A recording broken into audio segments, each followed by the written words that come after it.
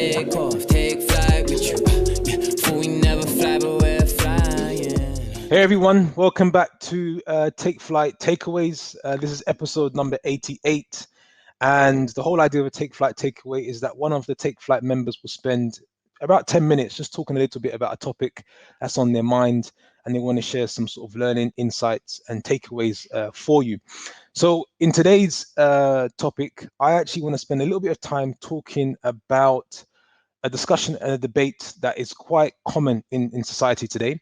And it's around your 9 to 5, your 9 to 5 job, whether you should quit it, whether you should keep it.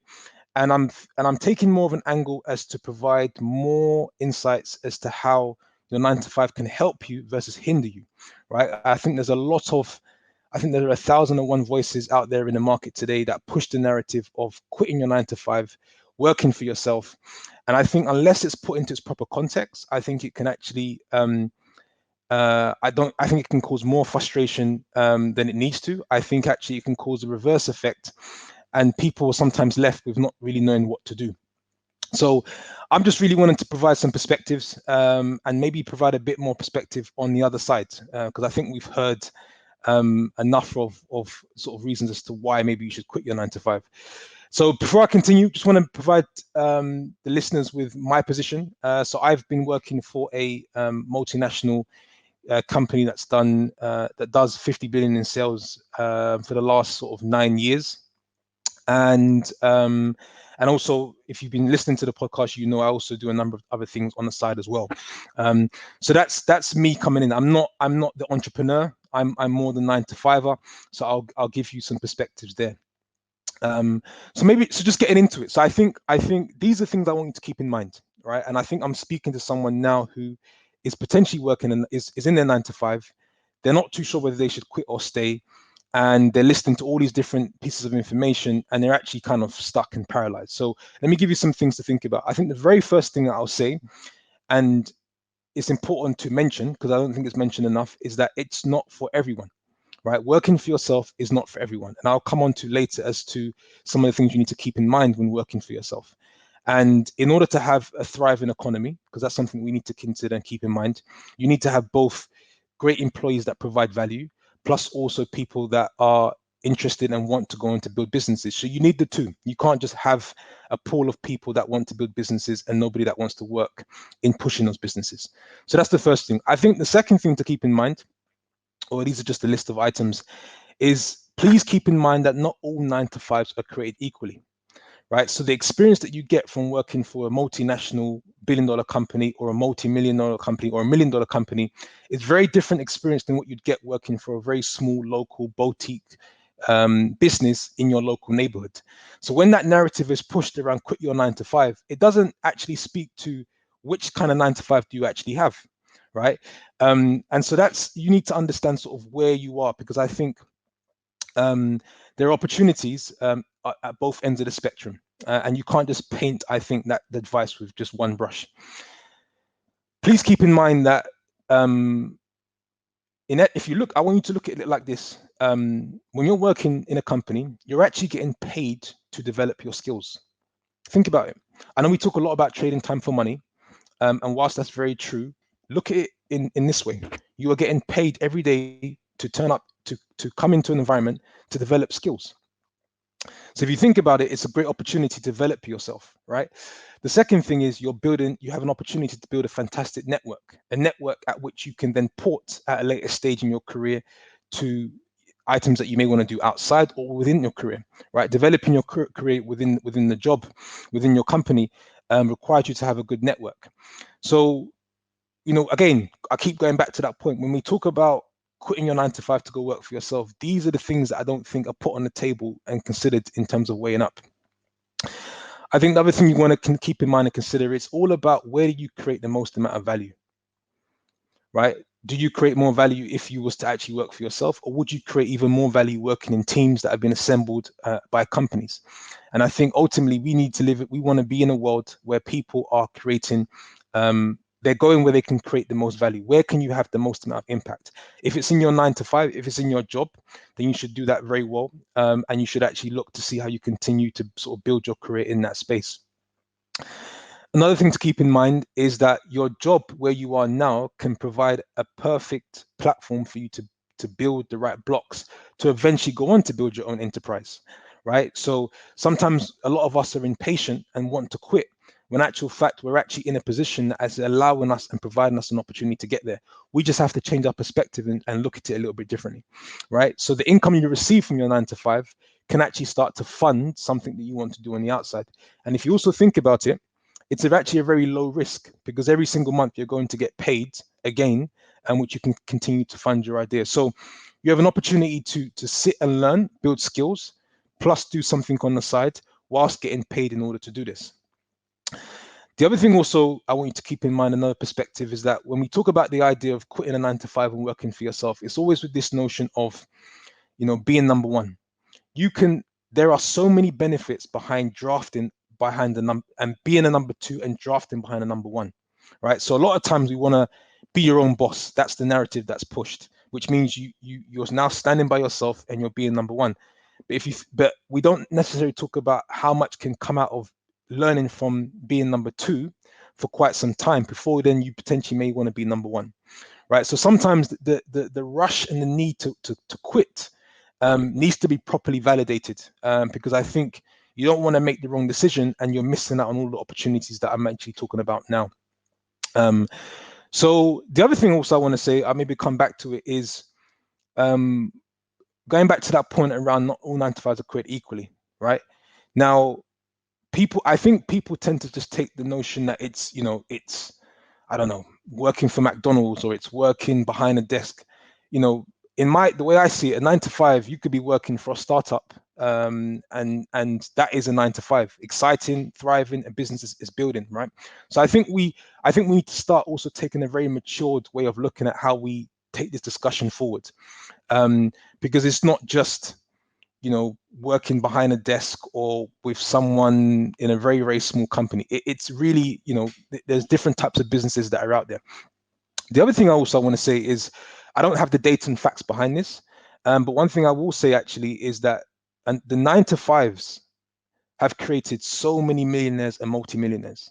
And people don't talk about that because a lot of times people say, I'm going to quit my 9 to 5 because I want to make more money working for myself. Whilst that's true and that also can happen, please don't forget that I spend a lot of time. I've in the 9 years that I've been with this company, I've networked and spoken to a lot of people who are actually millionaires and multimillionaires, right? And they've all generated that wealth from a 9 to 5 position. But that's something that's not discussed enough, right? Because you get into you can get into sort of stock options and you can get into your bonuses and then how you can start to use that.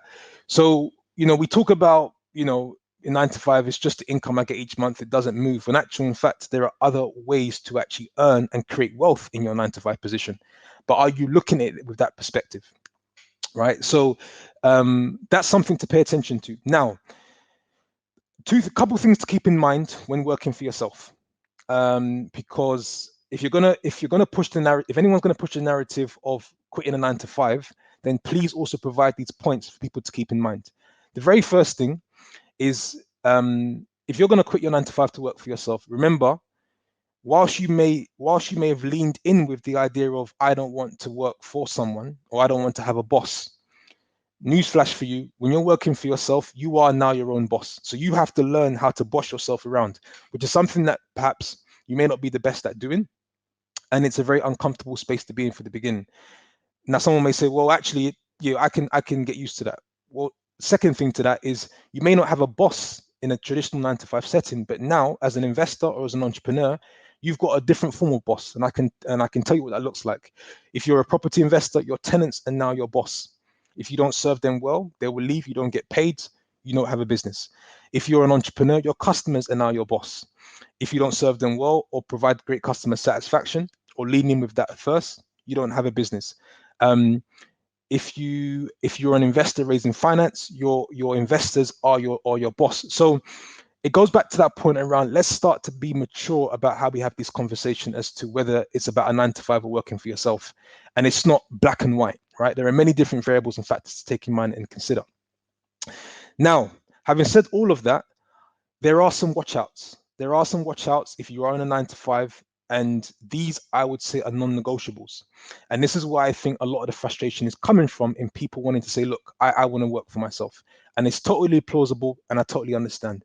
The very first thing, and this is what I think people need to start paying attention to. So a couple of things. If you like everything that I've said about what you can get from your 9 to 5, that's great. Take that into consideration, but you must ensure that the things I'm about to say next, you also sort of meet as a criteria.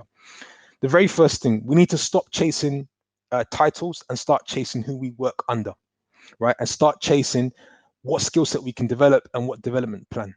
And this is a very important thing, because when you look at whether it's a 9 to 5 or working as an entrepreneur, you're really talking about the experience that you want to create for yourself along this journey. And the best way to create the best experience in working for a company is working under the right person who can develop you in the right way.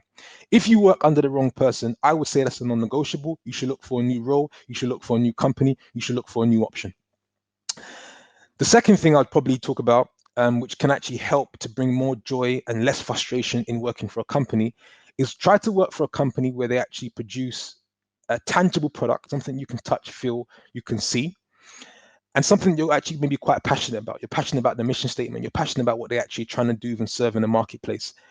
I think the frustration in a lot of people as to why they want to quit the 9 to 5 is because, one, they've landed in an industry and a job that they're just there to really get paid, right? So they're in that, they actually feel they're in the rut of just trading their time for money. And I understand why they're looking for different options. They're working under the wrong person, so they're not getting developed. So year on year, they just feel like they're flatlining. And I think ultimately there's no connection between them and actually what is being sold. So actually you're just turning up, you're logging, you do a job, you leave at 5 o'clock and you go.